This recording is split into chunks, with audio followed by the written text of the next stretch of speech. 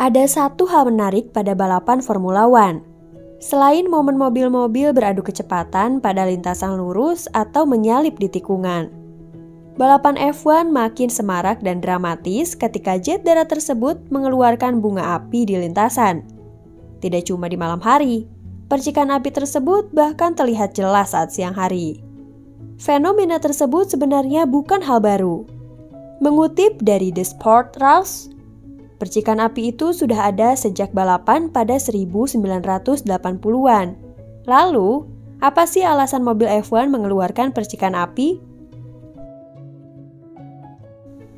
Percikan api muncul lantaran mobil F1 dibuat serendah mungkin untuk meningkatkan gaya tekan ke bawah atau downforce.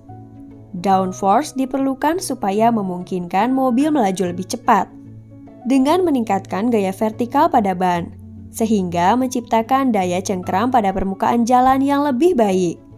Apalagi saat tangki mobil diisi penuh bahan bakar, itu tuh ngebuat bobot semakin berat dan downforce semakin besar. Akibatnya, bagian bawah mobil itu jadi sering bergesekan dengan jalan sehingga timbullah percikan api. Juara dunia F1 musim 1992, Nigel Mansell, menyebutkan itu bisa jadi senjata yang ampuh. Itu adalah bentuk distraksi untuk siapapun yang mengikutimu. Pada saat latihan bebas, saya akan mencari gundukan jalan yang dapat saya gunakan dalam balapan jika seseorang berada tepat di belakang saya. Namun pada tahun 1994, induk organisasi balap dunia atau FIA membuat regulasi baru supaya percikan api tak begitu besar dan membahayakan pembalap lain. Karena hal tersebut dikhawatirkan bisa merusak visor helm pembalap dan visibilitasnya bisa terganggu.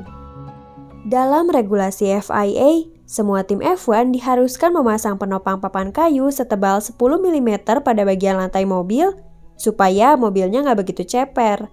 Alhasil, percikan apinya bisa diminimalisasi. Tapi jika papan kayu tadi habis lebih dari 1 mm pada akhir lomba, maka pengemudi bisa didiskualifikasi. Hal inilah yang dialami Michael Schumacher pada balapan di sirkuit Spa-Francorchamps, Belgia pada 1994. Oleh karena itu, tim dan konstruktor memutar otak mengakali regulasi baru itu, guys.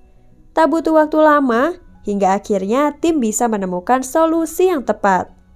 Jadi, pada bagian bawah papan kayu dipasang lagi komponen metal, memungkinkan mobil bisa terus melaju tetap rendah tanpa takut didiskualifikasi. Ini karena komponen logam tadi bakal terkikis dengan sendirinya dan menyisakan papan kayu yang tidak mengalami perubahan dimensi. Tapi, FIA menyatakan hal tersebut berbahaya. Pecahan logam yang ada di jalan bisa menyebabkan ban mobil pecah dan sirkuit jauh berbahaya. Untuk itu, pada 2015, FIA mengeluarkan mandatory, penggunaan metal atau logam dilarang, digantikan dengan titanium yang diklaim lebih aman, sebab materialnya yang lebih ringan namun cepat aus. Itulah mengapa bunga api jadi sering muncul pada mobil F1 dan menjadi daya tarik tersendiri. Sampai sekarang belum ada komplain tentang penggunaan plat titanium ini dari pihak-pihak yang berkompetisi, termasuk dari para pembalap. Percikan api pada mobil Formula One lebih sering terlihat di sirkuit Sakhir Bahrain, karena lingkar luar lintasan kerap dihajar para pembalap. Karena karakteristik sirkuit berkecepatan tinggi, maka tak heran lebih banyak downforce yang mendorong bagian bawah mobil lebih dekat ke aspal. Sampai sekarang pun, percikan api di mobil-mobil Formula One masih sering kita lihat saat balapan, ketika mobil dipacu dalam kecepatan tinggi. Lantas, bagaimana pendapat kalian mengenai percikan api di mobil F1? Silahkan tulis di kolom komentar ya. Sampai jumpa di video selanjutnya.